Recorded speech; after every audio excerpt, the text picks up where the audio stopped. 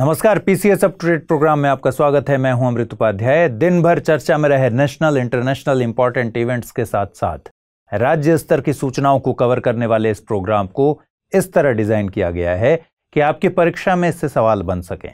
हमें उम्मीद है कि सभी पीसीएस परीक्षाओं के लिए ये प्रोग्राम बहुत उपयोगी साबित होगा। खबरों में आगे बढ़ें उससे पहले आप सबके लिए जरूरी सूचना यह है कि अब से आप इस बुलेटिन की खबरों को पीडीएफ फॉर्मेट में भी पढ़ सकते हैं। मेरे टेलीग्राम चैनल पर जाइए, अमृत उपाध्याय 007।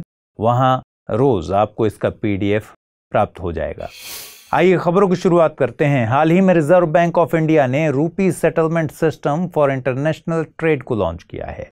दरअसल आरबीआई ने इंटरनेशनल ट्रेड को रुपए में करने के मैकेनिज्म को तत्काल प्रभाव से लागू किया है।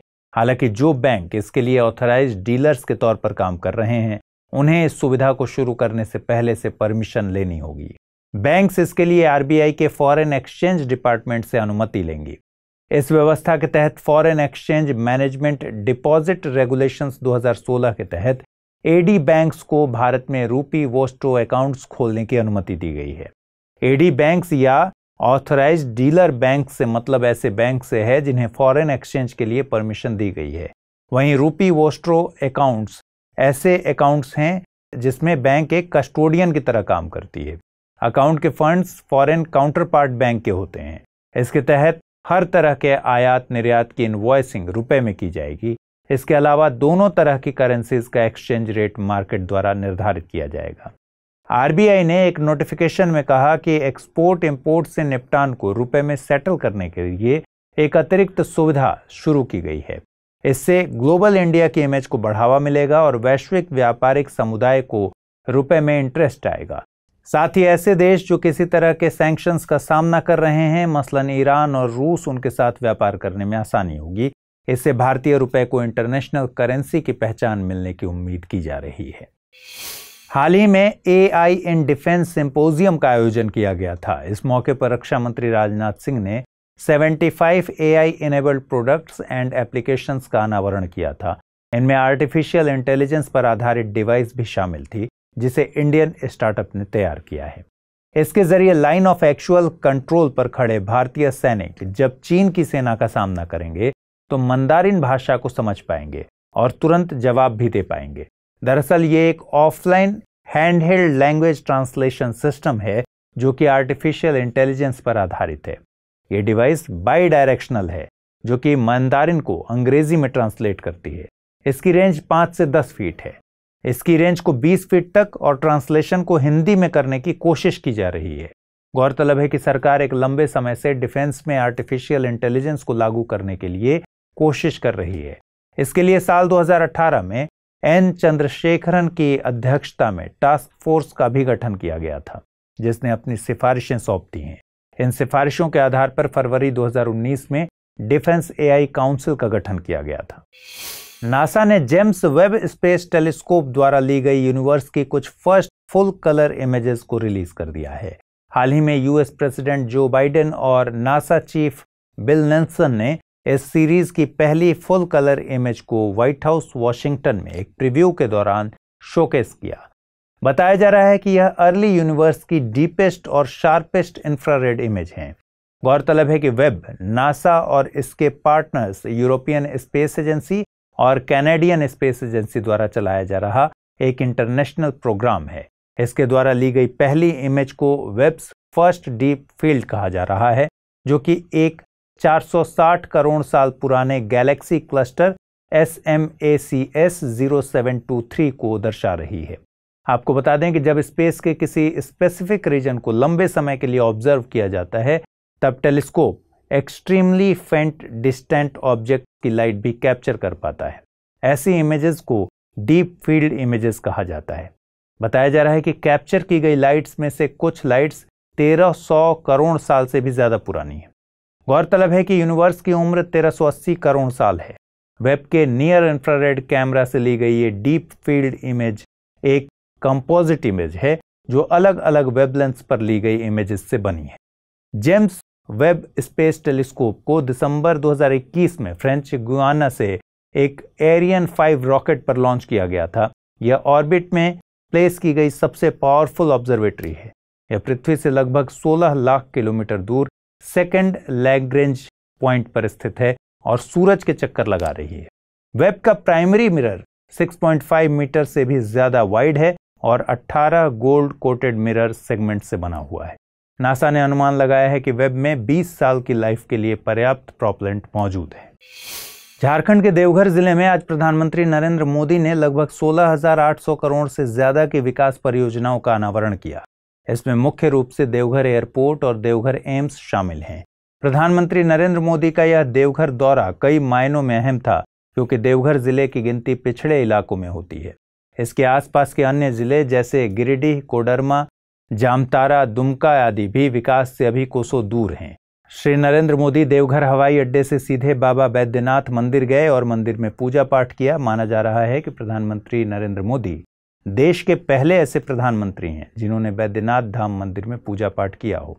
देवघर जिले को बाबा बैद्यनाथ नगरी के नाम से भी जाना जाता है। बाबा बैद्यनाथ धाम देश के 12 शिव ज्योतिर्लिंगों में से एक है।